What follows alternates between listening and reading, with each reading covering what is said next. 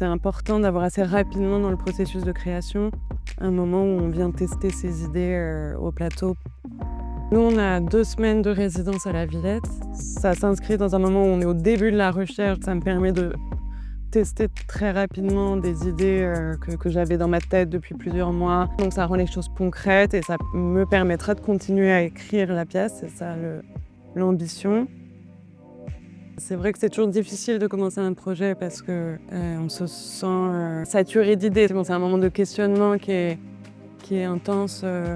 C'est pour ça que c'est super aussi d'avoir l'occasion de présenter une sortie de résidence. Ça permettra d'avoir des retours, ça permet moi aussi de pouvoir goûter les choses en présence du public, ce qui change forcément mon expérience au plateau.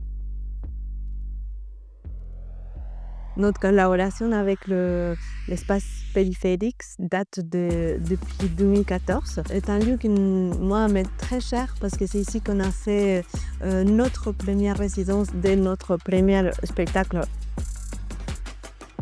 C'est super aussi d'être inspiré par un chapiteau, donc les lieux par excellence de ma pratique, en tout cas, de cirque.